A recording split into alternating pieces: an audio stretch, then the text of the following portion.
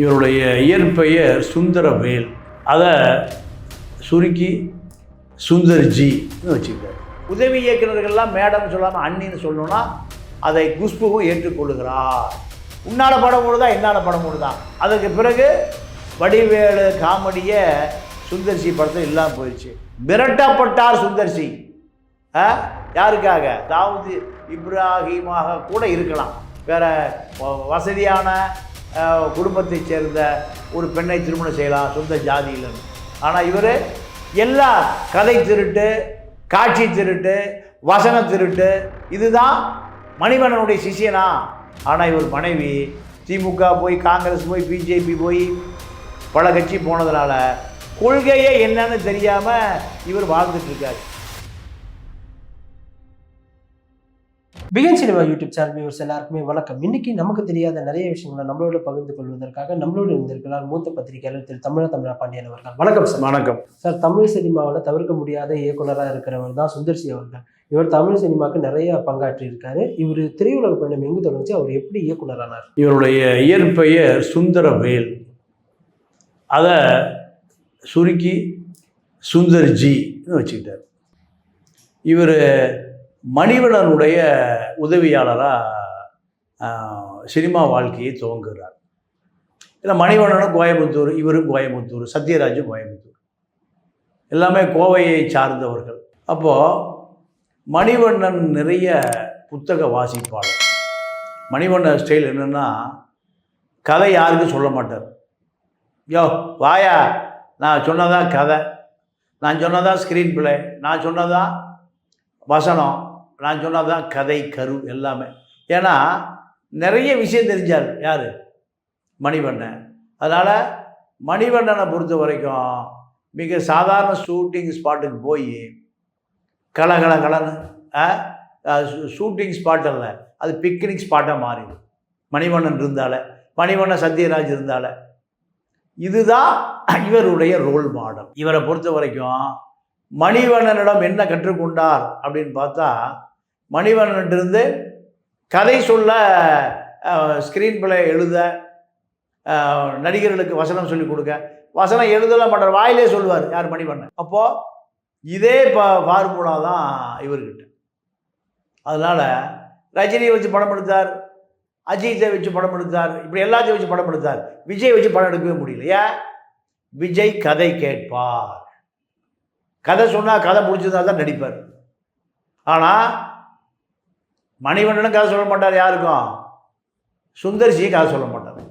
இதுதான் சினிமா இண்டஸ்ட்ரியில் சுந்தர்சி ஒரு பேசு பொருளாக மாறினார். அவன் படத்தில் கதை இருக்காதியா. ஆனால் திரைப்பட உலகம் அவரை ஏற்றுக்கொண்டது. இவர் திரைப்பட உலகத்துக்கு வந்த பிறகு முதல் படம் எதுன்னு கேட்டிங்கன்னா, இவர் நிறைய சின்ன ரோலில் வரார். சின்ன ரோலில் வாழ்க்கை சக்கரம் படம். இந்த வாழ்க்கை சக்கரம் படத்தில் இவர் ஒரு கான்ஸ்டபிளாக வருவார். இதுதான் இவர் நடித்த முதல் வேஷமே மணிவண்ணன் படத்தில். அப்போது இதை விட பெரிய விஷயம் என்னென்னா, வேலூரை சேர்ந்த கோதாவரி என சினிமா தியேட்டர் முதலாளிகள்லாம் சேர்ந்து 4 தயாரிப்பாளர்கள் முறைமாமன் ஒரு படம் எடுக்கிறாங்க. அந்த முறைமாமன் படம் தான் இவர் இயக்குகிற முதல் படம். இந்த படத்தில் சுந்தர்சி அமைதிப்பட சத்யராஜை போல தொழிலில் மிக சாதாரணமாக கையாள தெரிந்ததனுடைய விளைவு என்ன நடக்குதுன்னா, சரத் தான் முதல் நடிப்பதாக இருந்த முறை மாமனில் சரத் நடிக்க முடியாதுட்டார். திருப்பி ஜெயராமன் நடிக்கிறார். அதில் தான் குஷ்பு சுந்தர்சி அறிமுகம். சுந்தர்சி என்ன சொல்கிறாரு? மேடம்னு யாரும் சொல்லக்கூடாது, அண்ணின்னு சொல்லணும். அப்போ சுந்தர்சி குஷ்பு காதல் அங்கே உருவாக ஆரம்பிச்சிச்சு. கோயம்புத்தூர் தான் ஷூட்டிங் நடக்குது. திருநீர்மலை, அங்கே திருநீர்மலையில் காதல் கைகூடி அது திருமணத்தில் தான் முடியுமா, அது ஒரு சென்டிமெண்ட். அப்போது திருநீர்மலையில் இவருடைய காதல் இன்றைக்கி டெவலப் ஆகுது. அதனால் உதவி இயக்குநர்கள்லாம் மேடம் சொல்லாமல் அண்ணின்னு சொல்லணும்னா அதை குஷ்புவும் ஏற்றுக்கொள்ளுகிறார். ஏற்றுக்கொண்டா இந்த சுந்தர்சியை தன்னுடைய கணவனாக அங்கீகரித்து விட்டார். இது எங்கே நடந்தது? முறைமாமன் படத்தில். அதற்கு பிறகு அருணாச்சலம் படம் ரஜினி வச்சு எடுக்கிறார். அது பெரிய ஹிட்டு. அது எப்படின்னா, குஷ்பு மூலம் ரஜினியிடம் கால் ஷீட் கேட்டு பெறுகிறார். ஏன்னா குஷ்பு ஒரு நிறைய கதாநாயகர்களோடு நடித்த ஒரு நடிகை. அதனால் புதுப்பட டைரக்டர் இதெல்லாம் தாண்டி குஷ்புவின் காதலர், குஷ்புவே நடிக்கிறார், குஷ்புவே அறிமுகப்படுத்துகிறார் இருந்ததுனால தான் அருணாச்சல படம் அந்த காலத்தில் பெரிய பட்ஜெட் படம். அந்த படத்தில் நம்பி தயாரிப்பாளர் பணம் போடுறார். யாரை நம்பி? குஷ்புவை நம்பி தான். ஏன்னா இந்த இளைஞன் எதிர்காலத்தில் ஒரு பெரிய பட டைரக்டராக மாறுவான். பட்ஜெட் செலவு இருக்காது, பட்ஜெட்டை பொறுத்த வரைக்கும் விரயமாகாது, வீணாகாது. இதெல்லாம் நம்பிக்கை ஏற்படுத்திய படம் தான் அருணாச்சலம். அது அடுத்து அது 97 வருது. அதே வருஷம் சுந்தர்சிக்கு ஒரு பெரிய ஹிட்டு படம் உள்ளத்தை அள்ளித்தான். அது கவுண்டமணி ரம்பா 2 பேருக்குமான ஹிட்டு படம். இந்த படம் தான் இவரை மிகப்பெரிய அளவில் பேச வச்சது. இவருடைய நண்பர்கள் யாருன்னா சீமான், ராசு, மதுரவன், இவங்கெல்லாம் மணிவண்ணங்கிட்ட அஸ்டண்டாக இருந்தாங்க, செல்வ பாரதி எல்லாருமே. அதனால் இவர்கள் எந்த படம் நடித்தாலும் அதில் சுந்தர்சி ஒரு வேஷம் இருக்கும். இதுதான் இந்த திரையுலகத்துக்கு அடுத்த கட்ட நகர்றார். இதை விட உள்ளத்தை அளித்தா படத்தில் விஜய் தான் நடிப்புதான் இருந்தது. விஜய் நடித்தா இன்னும் ஹிட் ஆகிருக்கும். கதை சொல்ல மறுத்த காரணத்தினால் விஜய் நடிக்கவே இல்லை. அதனால தான் அதெல்லாம் கார்த்தி நடிக்கிறார் உள்ளத்தை அளித்தால. இப்போ கார்த்திகை வச்சு நிறைய அந்த உள்ளத்தை அளித்தா ஹிட்டான பிறகு நிறைய படம் கார்த்திக் சுந்தர்ஜிக்கு காம்பினேஷன் ஆனது. உள்ளத்தை அளித்தா, மேட்டுக்குடி, உனக்காக காத்திருப்பேன், இதெல்லாமே மிகப்பெரிய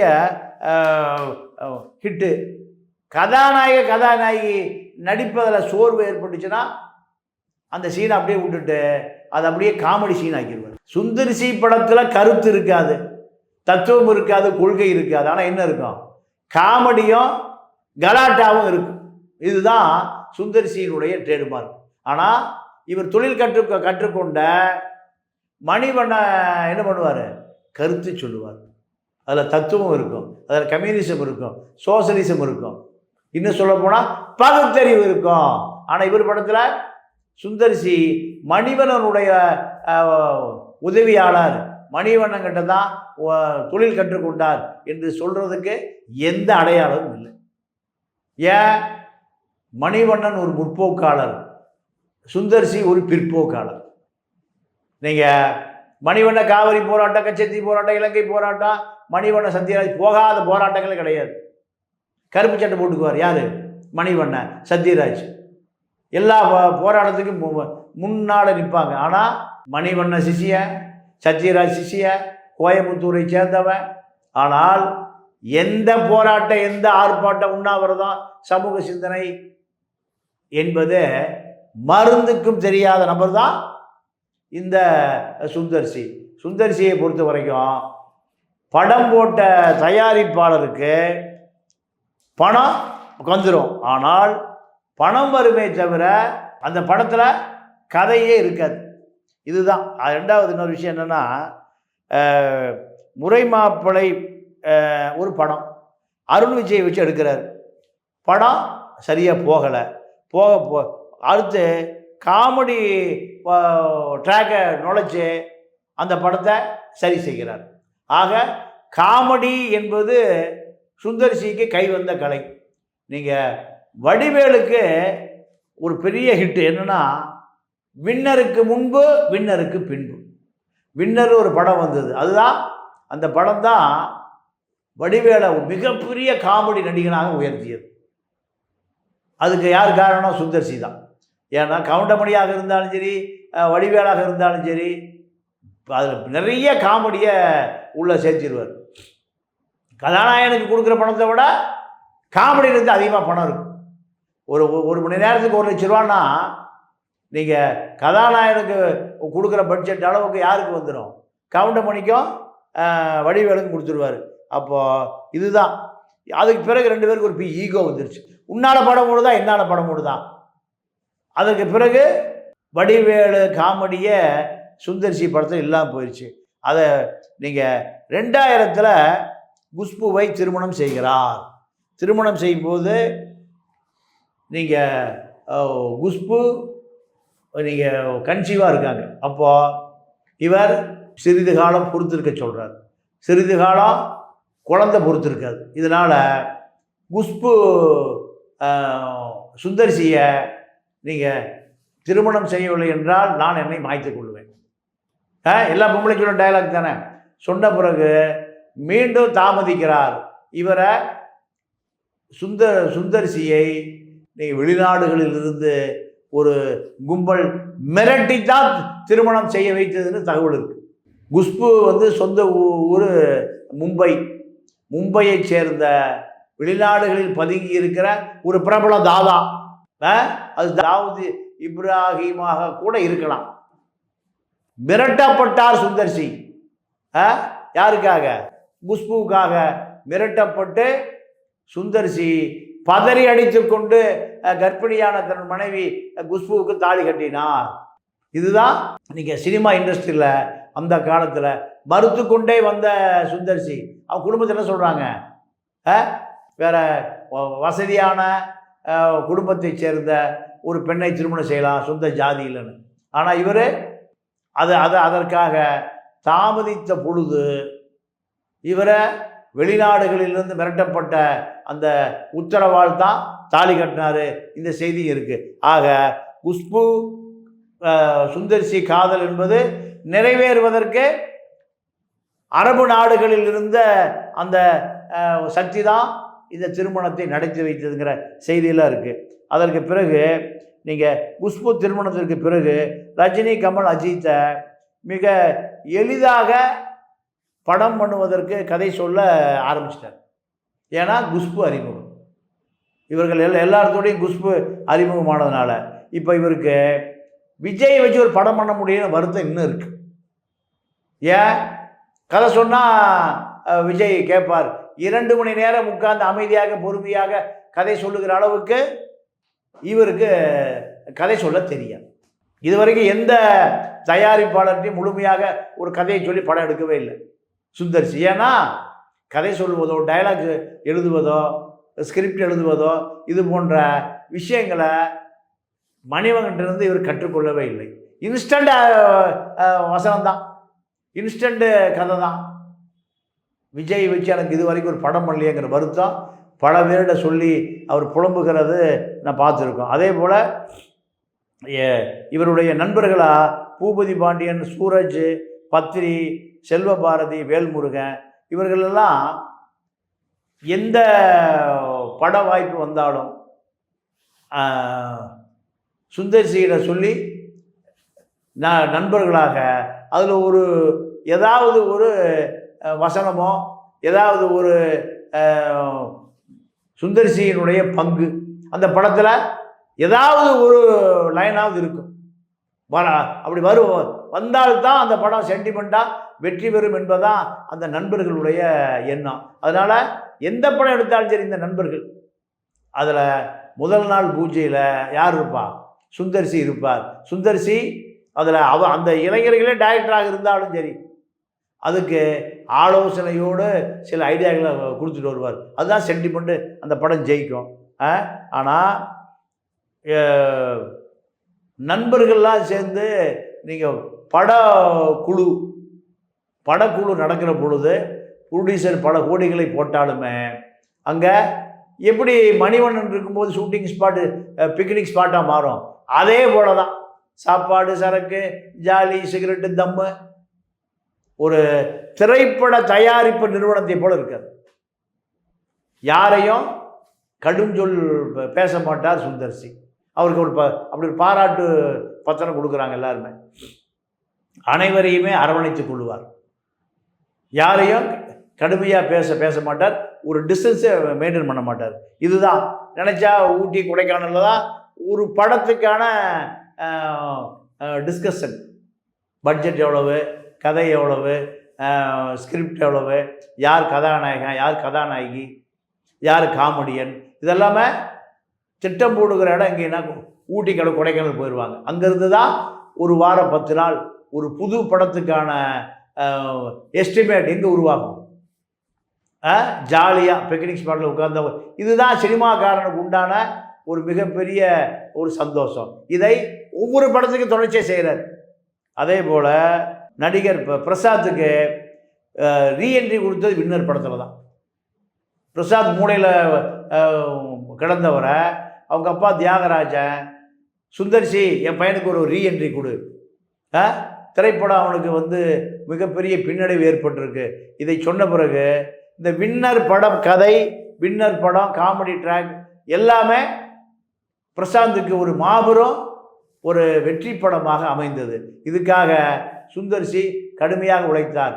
இதுக்காக பல முறை பாட்டி கொடுத்துருக்காரு தியாகராஜ். யாருக்கு? சுந்தர்சி.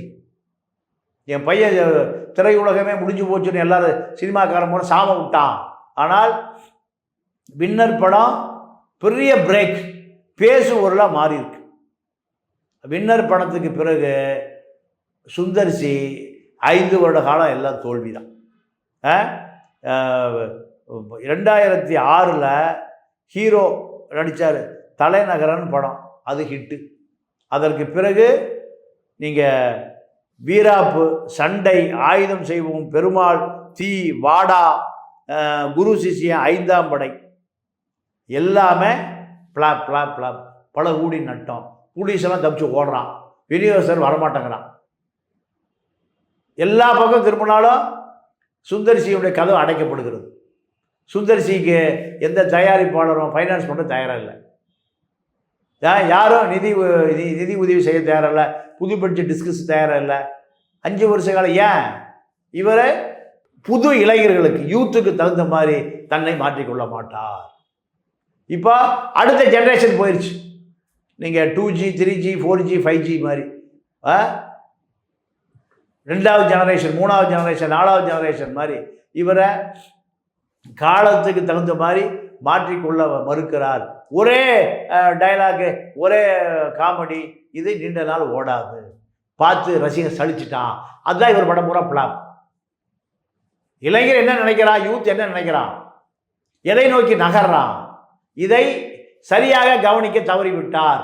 இதுதான் இவர் மேலே உள்ள குற்றச்சாட்டு. அதனால தான் நீங்கள் எல்லாமே பிளாப் ஆகி 7 வருட காலம் அவர் இந்த திரை உலகம் மறந்து விட்டது. அதற்கு பிறகு நீங்கள் என்ன பண்ணுறாரு, நேராக பேய் சீசனுக்கு போகிறார். அரண்மனை, இவர் பேய் படம் எடுத்த பிறகு மக்களுக்கு பேய் மீது இருக்கிற பயமே போயிடுச்சு.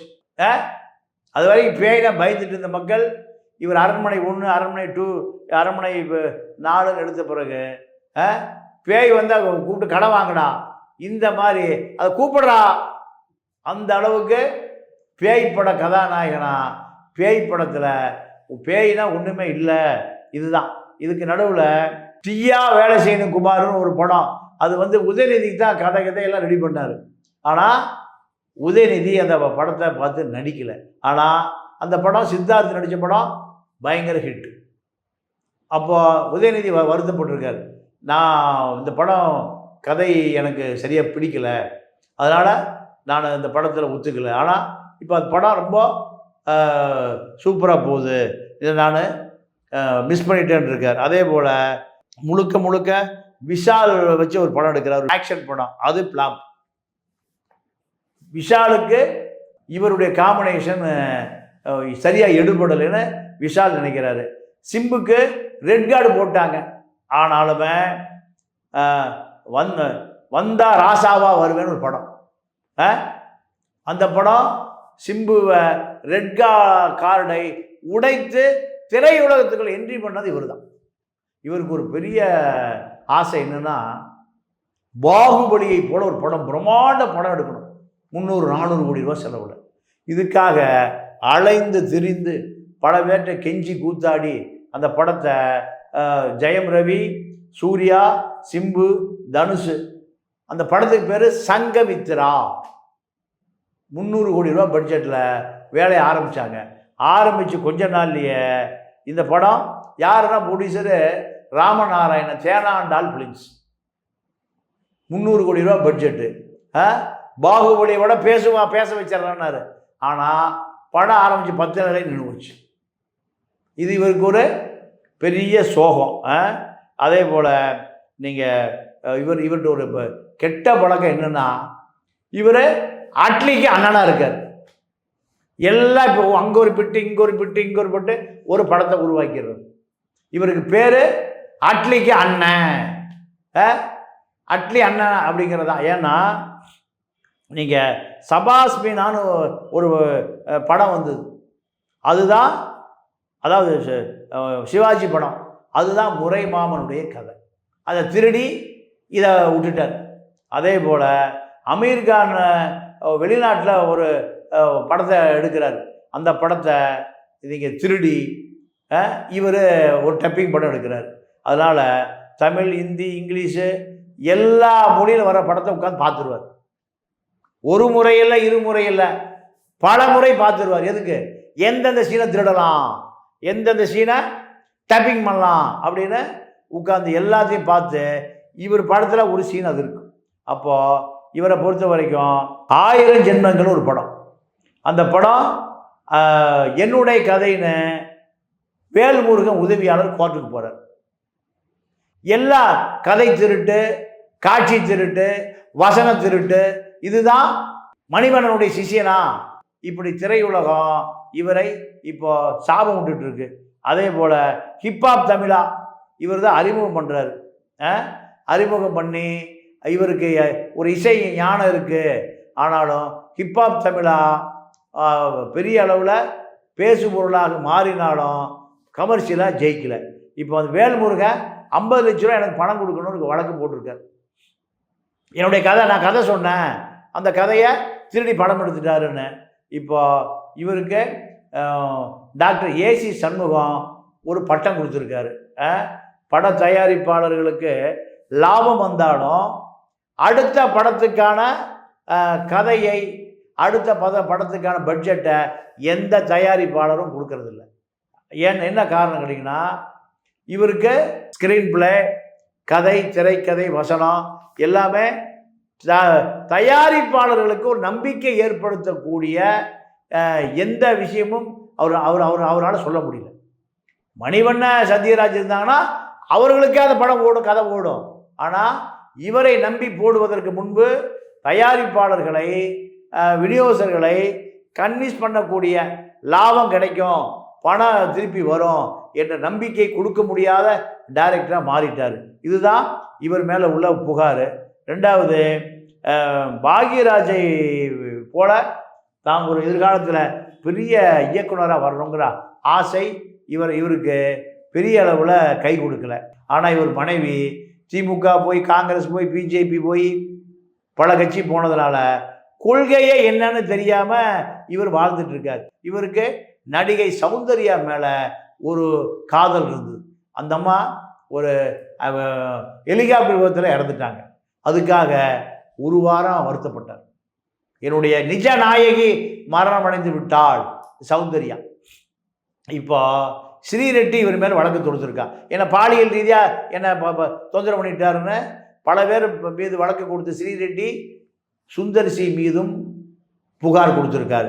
இப்போ 30 படம் டைரக்ட் பண்ணியிருக்காரு, 20 படம் நடிச்சிருக்காரு, ப்ரொடியூசர், பாடகர், இப்படி இத்தனை விஷயங்கள் இருந்தாலுமே பெரிய அளவில் சுந்தர்சியை பல உச்ச இயக்குநர்களைப் போல இவர் பேசுவதில் இப்போ கரண்ட்டில் இல்லை. அதுக்கு ஒரே காரணம், போராட்ட குணம் இல்லை, ஆர்ப்பாட்டம் மனம் இல்லை. ஏன்னா எல்லா சினிமா டைரக்டர்களுமே பொது வாழ்க்கையில் ஒரு 50% இருப்பாங்க. இவரை பொறுத்த வரைக்கும் பொது வாழ்க்கை என்பதே போர் அடிக்குதுங்கிறார். அப்போது நீங்கள் விஜய் நேராக கள்ளக்குறிச்சிக்கு போனார், இப்போ நீட்டை எடுத்து போராடுறாரு. இப்படி பல போராட்டங்கள் தான் சினிமா நடிகனை பரபரப்பாக பேச வச்சுருக்கோம். ஆனால் இவரை பொறுத்த வரைக்கும் அதெல்லாம் எனக்கு ஆகாதுப்பா, எனக்கு அதெல்லாம் தெரியாது. இதுதான் இவருக்கான பின்னடைவு. இவரை பேசுபொருள் சினிமாக்காரனாக பேசுபொருளாக வைத்திருப்பதற்கு அரசியல் தேவை. ரஜினிக்கு, கமலுக்கு, விஷாலுக்கு, கார்த்திக்கு, கருணாஸுக்கு எல்லாத்துக்குமே திரைப்பட நடிகர்னா ஒரு அரசியல் இருக்கணும். ஆனால் இவருக்கு அரசியலே இல்லை. அதனால தான் இவர் களத்திலும் இல்லை. இதுதான் இவர் மீது உள்ள குற்றச்சாட்டு. இன்னைக்கு எங்களுக்கு தெரியாத நிறைய விஷயங்கள் எங்களோட பகிர்ந்ததுக்கு ரொம்ப நன்றி. நன்றி, வணக்கம். இந்த வீடியோ உங்களுக்கு பிடிச்சிருந்தால் லைக், கமெண்ட், ஷேர் பண்ணிக்கோங்க. இதே போன்ற வீடியோக்களை தொடர்ந்து பார்க்க பிகின் சினிமா யூடியூப் சேனலை சப்ஸ்கிரைப் பண்ணிக்கோங்க.